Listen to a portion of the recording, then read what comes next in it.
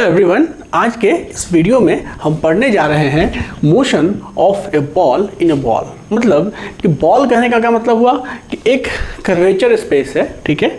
एक क्या है, एक कर्वेचर स्पेस है और इसमें कोई बॉल है, ठीक है। Ball in the sense some round thing. So कोई बॉल है, मान लो कि ये बॉल जो है, सो अभी जो ये हो गया कर्वेचर इसका, ठीक है। ये एक कर्वेचर स्पेस है और इसमें एक बॉल है, अभी मतलब ओरिजिनल पोजीशन बॉल का यहाँ है, ठीक है।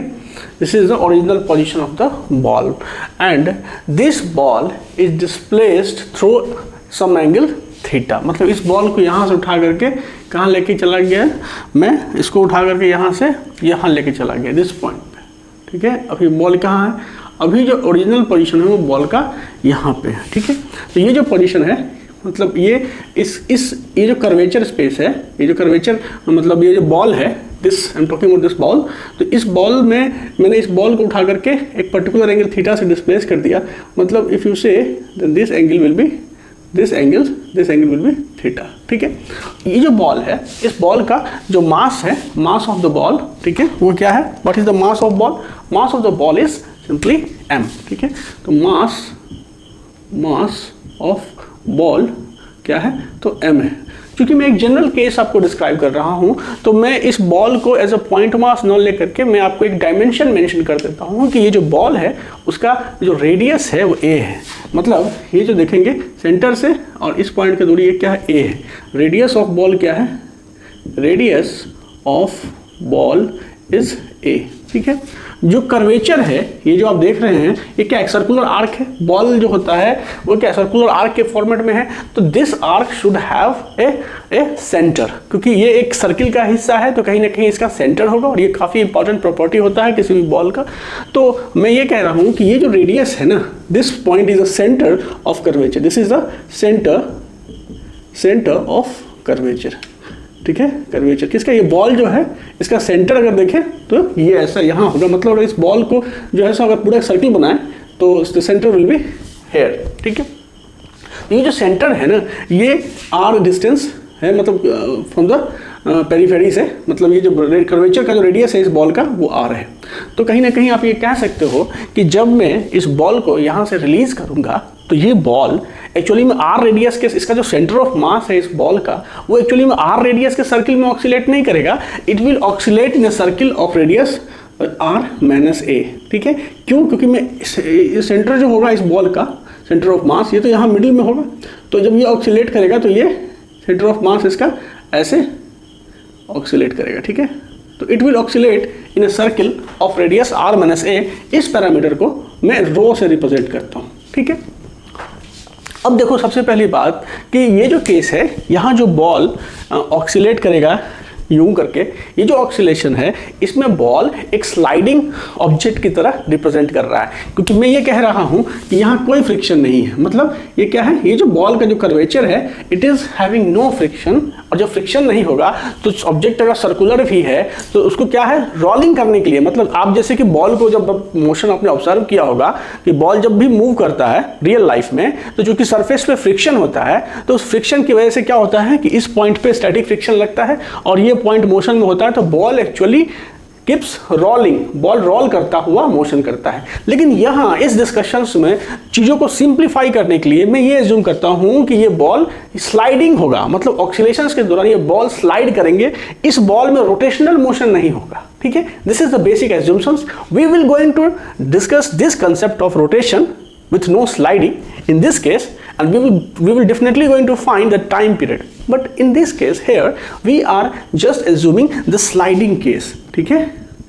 स्लाइडिंग केस की ही मैं बात कर रहा हूँ, ठीक है। पहले इसको तो सॉल्व कर लो। ये स्लाइडिंग केस में जो हमारा किस किस प्रोसेस से हम इस सवाल को सॉल्व कर सकते हैं उसको पहले हम लोग सॉल्व कर लेते हैं और फिर हम लोग देखेंगे रोलिंग केसेस में, और ये भी जानेंगे कि डिफरेंट ऑब्जेक्ट जैसे कि लूप हो गया, डिस्क हो गया, रिंग हो गया, अगर इसमें वो मूव करता तो फिर टाइम पीरियड कैसे चेंज होता और किस पैरामीटर पे उसका टाइम पीरियड डिपेंड करता है। But here we are discussing about only the sliding case, ठीक है। तो अब स्लाइडिंग केस में अगर देखो तो हम इस सवाल को अगर सॉल्व करें कि what is the time period of oscillation of this ball, ठीक है, तो क्या हम कैसे निकालेंगे? हमें पता है कि इस पे जो फोर्सेस अभी काम कर रहे हैं, पहले उसको थोड़ा सा समझ लेते हैं। पहला फोर्सेस, इसको अगर हम देखें तो वेट mg नीचे की ओर काम करेगा, this is the first forces. Second forces जो नॉर्मल रिएक्शन फोर्स है, ये नॉर्मल रिएक्शन फोर्स, तो नॉर्मल रिएक्शन फोर्स काम करेगा, ठीक है। इट विल बी, चूंकि पॉइंट ऑफ कॉन्टैक्ट ये होगा तो it will B normal reaction force. तो नॉर्मल रिएक्शन फोर्स जो होगा वो अलोंग द कर्वेचर काम करेगा, ठीक है, along the radius of this curvature काम करेगा नॉर्मल रिएक्शन फोर्स। और तो कोई फोर्स नहीं है इसमें, ठीक है, there is no other forces that will be acting है, क्योंकि मैंने फ्रिक्शंस को नेग्लिजिबल मान रखा है, that's why it is giving you the sliding case. तो ये दो फोर्सेस काम कर रहे हैं। इन दो फोर्सेस में अगर आप देखो तो जो नॉर्मल फोर्सेस है और जो इसका डिस्प्लेसमेंट है उसके साथ ही परपेंडिकुलर का एंगल होगा, तो normal forces will not doing any work while the ball is moving. The only work that is being done is by the gravitational force mg, ठीक है। तो अब हम अगर इस सवाल को सॉल्व करें तो मेरे पास मल्टीपल मेथड है जिससे हम इस सवाल को सॉल्व कर सकते हैं। सबसे पहला मेथड हम बात करते हैं कि अगर हम टॉर्क को ही लेकर के सवाल को सॉल्व करते हैं कि ये जो mg है, it mg is actually applying a torque on this ball, जिसकी वजह से वो क्या कर रहा है, तो ऑक्सीलेट कर रहा है। टॉर्क की वजह से, टॉर्क किसके about the centre of this S, इस ये जो सेंटर है कर्वेचर के सेंटर के अबाउट ये mg फोर्स टॉर्क अप्लाई कर रहा होगा। तो वो जो टॉर्क की वैल्यू आएगी tau, this is what mg हो गया फोर्स, और r साइन थीटा, क्योंकि यहाँ हम r नहीं लेंगे, यहाँ हम लेंगे व्हाट r माइनस a, यहाँ से लेकर के और इस पॉइंट की दूरी mg into r minus a और यहाँ पे sine theta, and this will be the negative, क्योंकि ये टॉर्क क्या है, रिस्टोरिंग फोर्स है, ये थीटा के अपोजिट डायरेक्शंस में लग रहा है। अगर थीटा हम इस डायरेक्शंस में पॉजिटिव मानते हैं तो ये जो रिस्टोरिंग टॉर्क है it is trying to reduce the theta, that's why the sign is negative and that's make this torque as a restoring torque, ठीक है, समझ में आ रहा होगा। अब देखो जरा सा कि ये जो टॉर्क तुमने निकाला, ठीक है, आप ये लिख सकते हो कि अगर एंगुलर एक्सेलरेशन से देखो तो हम टाउ बराबर जो है rotational Newton's loss of rotation से टाउ बराबर क्या होता है, moment of inertia of this ball about this point I into यहाँ पे अल्फा। और ये जो बॉल है, क्योंकि हम स्लाइडिंग की बात कर रहे हैं, we can assume this ball as all of its mass located at the centre of mass, ठीक है। तो अगर हम इसका निकालें मतलब मोमेंट ऑफ इनर्शिया, तो एक पॉइंट मास का moment of inertia about this point is what M R square. M हो गया मास ऑफ द बॉल और आर स्क्वायर मतलब व्हाट आर माइनस ए, जिसको पे स्क्वायर, ठीक है, क्योंकि यहाँ पे आर माइनस ए डिस्टेंस है, इंटू अल्फा। मैंने माना है एज्यूम्शंस के लिए आर माइनस ए को रो, मैं लिख देता हूँ एम इंटू रो स्क्वायर यहाँ पे अल्फा, ठीक है। एंड दिस यहाँ भी जो है इसको मैं रो से रिप्रेजेंट कर दूँ अगर, तो मैं लिख सकता हूँ minus of M G rho into यहाँ पे साइन थीटा, ठीक है।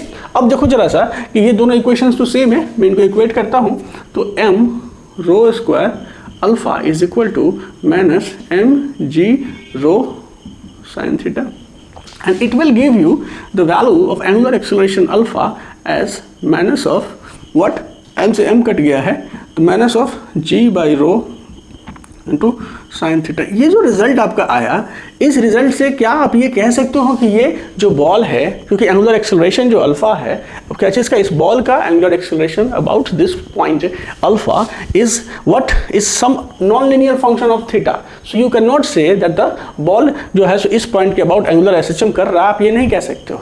ये कहने के लिए आपके पास एक लीनियर रिलेशंस होना चाहिए था, and for that particular linear relations तुम ये मानते हो कि ये जो मतलब ऑक्सीलेशन है वो क्या है, स्मॉल एंगल ऑक्सीलेशन है। क्या है ये, स्मॉल एंगल ऑक्सीलेशन है, ऑक्सीलेशन है। मतलब ये जो थीटा तुम यहाँ से यहाँ ले गए हो ना, this theta is very small, it is tending to zero, मतलब 10 या 14 डिग्री के आसपास इसका मैक्सिमम एम्पलीट्यूड हम थीटा के टर्म्स में अगर देखें तो है, ठीक है। तभी हम क्या करेंगे, जब थीटा टेंडिंग टू जीरो होगा तो हम क्या लिखेंगे, हम लिखेंगे sine theta is equal to theta, ठीक है। कब, जब थीटा टेंडिंग टू जीरो होता है, थीटा बहुत स्मॉल होता है तो साइन थीटा थीटा के बराबर होता है। Now this assumption of small angle accelerations gives you a linear relations regarding this alpha is equal to minus g by rho into theta. So what is alpha? Alpha बेटा क्या है बेटा, alpha is equal to d2 theta by dt square equal to minus g rho into theta। तो कहीं ना कहीं आप देखो कि अगर इसको स्टैंडर्ड इक्वेशंस से कंपेयर करो, comparing these equations with the standard equations of S H M, standard equation of SHM से जब हम कंपेयर करेंगे इसको, तो we will get what, omega square is equal to G by rho, and from this we get what, omega is equal to root under G by rho, so time period बराबर 2 pi root under rho by G. So you have derived the time period of oscillation of this sliding ball in a ball of radius rho minus a. ठीक है, अब जरा यहाँ देखो कि मैंने तो रो माना है, रो क्या है, rho is equal to what, r minus a. तो यदि अगर मैं इस बॉल को पॉइंट मास एज्यूम करता, if this ball is being assumed as a point mass, then a की वैल्यू 0 हो जाती, and that will gives you a result of time period t is equal to 2 pi root under R by g. ठीक है, तो ये जो relation है R by जी का, वो कब आ रहा है, ये रिलेशन तब आ रहा है जब बॉल को मैं एक पॉइंट मास एज्यूम कर रहा हूँ. नहीं, अगर बॉल के पास अपना एक डायमेंशन है तो उसका जो रेडियस है वो पिक्चर में आएगा, and that's why this is rho by g. तो ये जो प्रोसेस है ये मैंने टॉर्क के मेथड से सॉल्व किया. I do like to solve this problem with the energy method also. Solve this problem through energy method. First we need to calculate the energy, then we apply the concept of conservations of energy in SHM. We differentiate that equations, equate it to 0, we get the equation, and that equation leads to the time period. तो यहाँ देखो ज़रा सा कि ये जो ball है, अगर इस बॉल का हम अगर पोटेंशियल एनर्जी की बात करें तो क्या होगा इसका पोटेंशियल एनर्जी इस बॉल का. ये बॉल अभी थीटा एंगल से डिस्प्लेस्ड है, तो इसका सेंटर ऑफ मास की जो दूरी देखोगे, it will B centre of मास का जो दूरी देखो, तो ये रेडियस पूरा का पूरा r था. ठीक है, और ये अभी जो है सो क्या था, ये है रो. ठीक है, ये यहाँ से लेकर के जो सेंटर ऑफ द बॉल की जो डिस्टेंस है वो क्या है, इट इज़ रो. तो ये हो गया आपका रो. तो अब अगर देखो तो मैं इसको लिख सकता हूँ कि दिस, ये तो मैं अभी इसको क्या लिख सकता हूँ, दिस विल बी, ये जो सेंटर ये यहाँ कटा और यहाँ पे ये पॉइंट है ना, तो ये यहाँ से लेकर के और इस पॉइंट की दूरी भी रो ही है. ठीक है, तो अब देखो जरा सा कि ये जो हाइट है, यहाँ पे मैं इसको ऐसे रिप्रेजेंट करना चाहूँ, अगर this height, I think this pen is not working well, why not we use black pen instead. So this height will be the del H. ठीक है, and this del H is what, तो यहाँ से इस centre से देखो यहाँ की दूरी हमने रो मानी है. ठीक है, और ये जो मतलब ये जो पोर्शन होगा इसका प्रोजेक्शन इधर लोगे तो ये जो होगा मतलब यहाँ से लेकर के इसकी दूरी क्या हो जाएगी, this will be row cos of theta, क्योंकि ये एंगल थीटा है और यहाँ से लेकर इसकी दूरी रो है, तो इसका प्रोजेक्शन यहाँ ये rho cos theta. And that's why जो डेल एच होगा, del H will be total distance rho minus rho cos of theta, and this will leads to rho 1 minus cos of theta. ठीक है, बात समझ में आ रही है, 1 minus cos of theta. तो अभी अगर इसको अब ये डेल एच आ गया. अब बताओ यहाँ से कि जो पोटेंशियल एनर्जी का जो इस बॉल के पास जो पोटेंशियल एनर्जी है with respect to the original position, this is potential energy, and this potential energy is mg into del h. So this will be mg यहाँ पे rho into 1 minus cos of theta. ठीक है, and what about the kinetic energy man, इसके पास kinetic energy क्या होगा when it will be released. तो kinetic energy जो होगा इसका, काइनेटिक एनर्जी मतलब ये जो के है, K is equal to what, half of m into v square होता है. ठीक है, अब देखो कि सर्कुलर मोशन में ये जो इसका सेंटर ऑफ मास जो सर्कुलर मोशन में होगा तो वो क्या होगा, रो रेडियस के साथ ये सर्कुलर मोशन में होगा.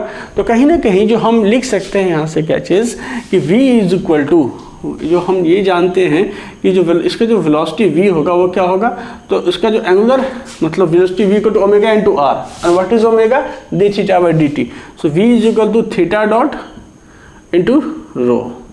ये तो आप जानते हैं ये वेलोसिटी क्या होता है, थीटा डॉट इंटू रो. कैसे आया, इसको आया कैसे, ये बहुत लोगों को कंफ्यूज करेगा.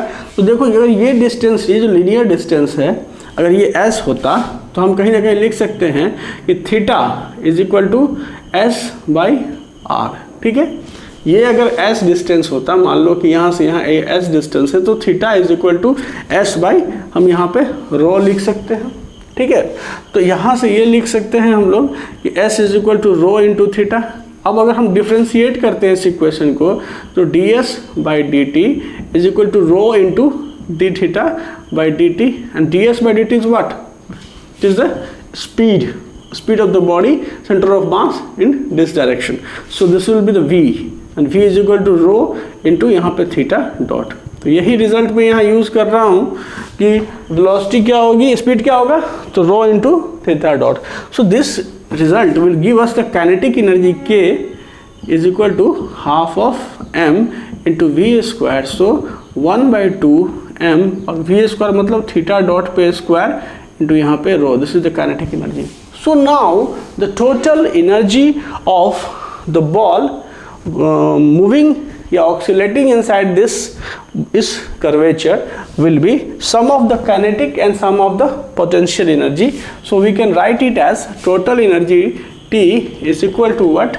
The rho into 1 minus cos of theta and यहाँ पे mg into 1 minus cos of theta and plus 1/2 m theta dot पे square into row.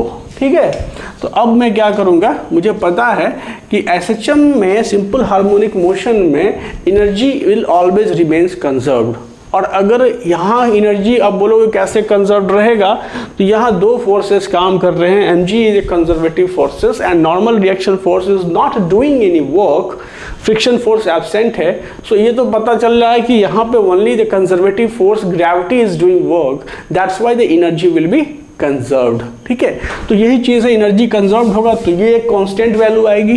And that's why जब हम निकालेंगे टोटल डी बाई हम टाइम के रिस्पेक्ट में डिफ्रेंशिएट करेंगे, दिस वुड बी 0. सो अब देखो जरा मैं इस टर्म्स को डिफ्रेंशिएट करता हूँ तो यहाँ क्या आएगा, mg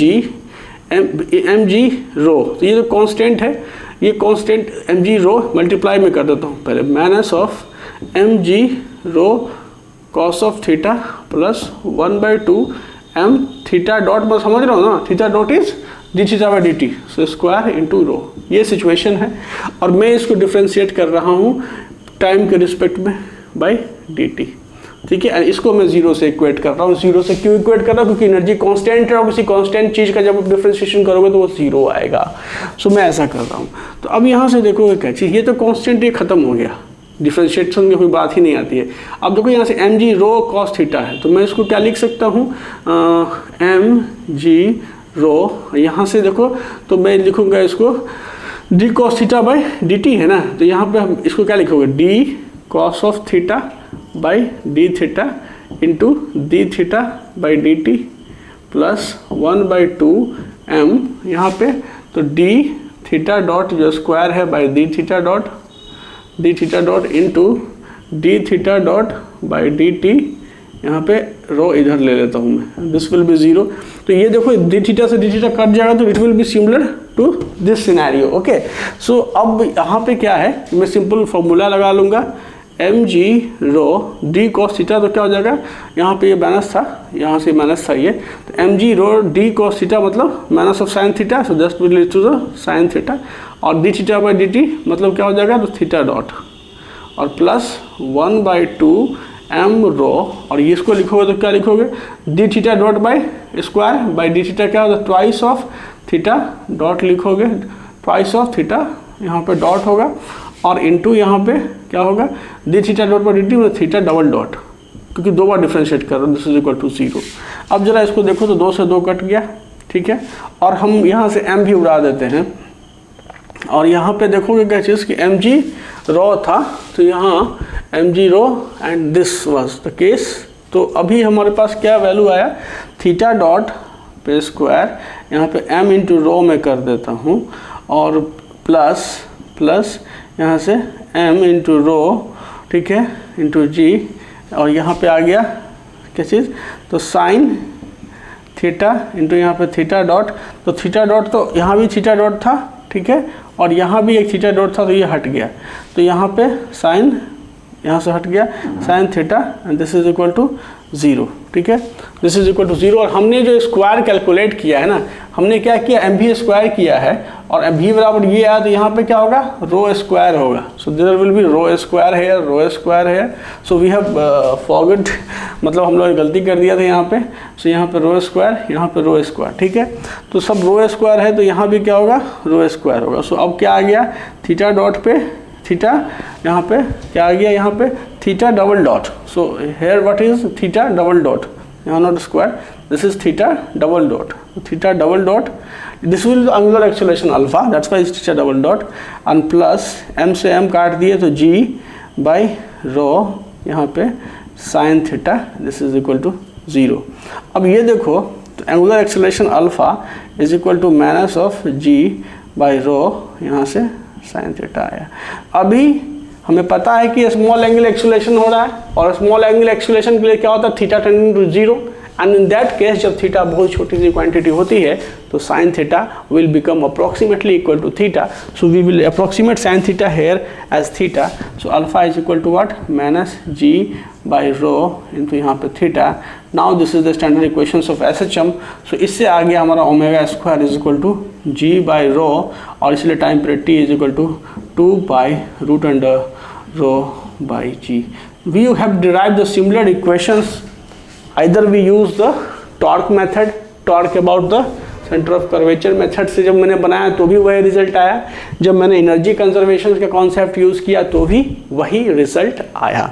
आप इसको एक और तरीका से बना सकते हो, टेंजेंशियल फोर्स के मेथड से, और मैं इसको यही डिस्क्राइब कर दे रहा हूँ कि इस पे अगर देखो ये बात जो सेंटर ऑफ मास का है ऐसा है, tangential force centre of mass पे ऐसे इधर की ओर लगेगा, and this is mg sine theta, this is the tangential force. तो हम लिख सकते हैं क्या चीज़ की F10 is equal to what, minus of mg sine theta. क्यों लिखा माइनस, क्योंकि mg sine theta, this tangential force is trying to bring back the body to the original position, it will be a restoring force, और you can say that it is opposite to the direction of theta, positive theta, that's why it is taken as negative here. So इसमें तो कोई issues नहीं है। अब जरा से ये बताओ कि ये जो बॉडी है, अगर ये बॉडी इधर की ओर एक्सेलरेट करेगी तो मैंने आपको बताया है कि इसकी जो स्पीड होगी v is equal to what, मैंने डिराइव किया है इस रिलेशन से, देखो मैंने डिराइव किया v equal to what, rho into theta dot, ठीक है, v equal to rho into theta dot. That's why the tangential acceleration अगर निकालोगे a10, ठीक है, तो क्या हो जाएगा dv by dt will give you rho into theta double dot. तो अब जरा देखो मैं क्या करता हूँ कि इस टेंजेंशियल इक्वेशन निकल गया तो यहाँ से टेंजेंशियल फोर्स क्या हो जाएगा, m into a10, and this will be m rho into theta double dot.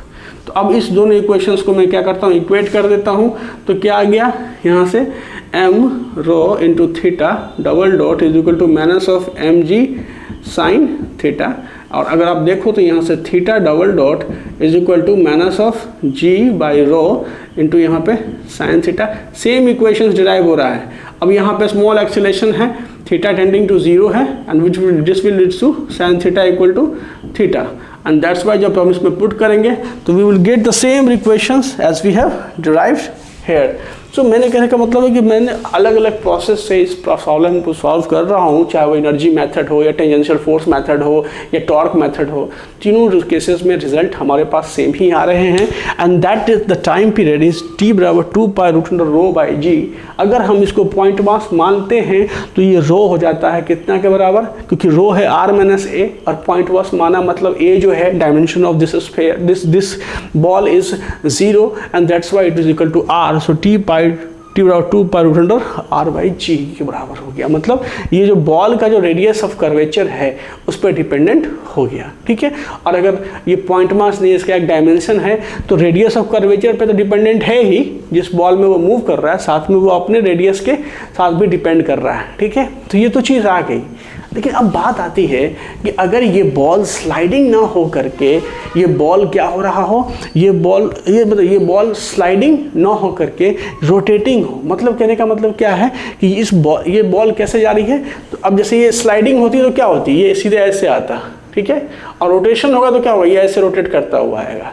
तो क्या मैं इस आपसे एक सवाल पूछना चाहूँगा आपके इंटरेस्ट के लिए कि अगर ये बॉल क्या होगा, रोटेशन विदाउट स्लिपिंग के प्रोसेस से नीचे आती, जैसा जनरली बॉल आप रियल लाइफ में देखते हो, और वो तभी होता है जब इस सरफेस में फ्रिक्शन होता, और फ्रिक्शन होता तो वो इंश्योर करता है कि स्लाइडिंग ना हो रही हो और केवल क्या हो रही हो, केवल स्लाइड मतलब मोशन हो रहा हो, क्या चीज़ विदाउट स्लाइडिंग हो रहा हो, मतलब रोटेशन हो रहा हो, तो उस केसेस में टाइम पीरियड पे क्या इम्पैक्ट पड़ेगा। तो देखो बेटा, टाइम पीरियड जो होता है वो आप क्या देख रहे हो कि एक्चुअली में टाइम पीरियड जो है एसएचएम के लिए एनर्जी कहाँ से आ रही है, एसएचएम के लिए जो एनर्जी आ रही है वो तो ये पोटेंशियल एनर्जी में जब बॉल को आप यहाँ से यहाँ ले गए, दैट डिस्टर्बेंसेस क्या किया उसने इसमें पोटेंशियल एनर्जी रिस्टोर कर दिया, और वही पोटेंशियल एनर्जी फाइनली जब आप उसको छोड़ते हो तो स्लाइडिंग के दौरान वो काइनेटिक एनर्जी में कन्वर्ट होती है, फिर लोएस्ट पॉइंट पे जो है सो मैक्सिमम काइनेटिक एनर्जी होती है, तो ऊपर की ओर शूट हो जाती है, तो उसका पोटेंशियल एनर्जी फिर बढ़ जाता है, and in this way the oscillations continue. But जो अगर आपको ये बेसिक मैकेनिज्म की समझ है तो आप समझे कि अगर ये जो बॉल है अगर ये रोटेशन करता हुआ नीचे आता, ठीक है, जैसे कि नॉर्मली रियल लाइफ में जो आप देखते हैं कोई चीज़ सर्कुलर चीज़ रोटेट करता हुआ जो है सो लुढ़कता हुआ आता है, ठीक है, उस केसेस में क्या होता है कि ये जो पोटेंशियल एनर्जी आपने उस बॉल में भरा उसका एक हिस्सा तो सेंटर ऑफ मास के स्लाइडिंग में खर्च हो गया और दूसरा हिस्सा उसमें रोटेशन में खर्च हो गया। तो कहीं ना कहीं आप देख रहे हैं क्या चीज़ की जो एक एडिशनल इनर्शिया बॉडी दे रहा है वो है रोटेशनल इनर्शिया।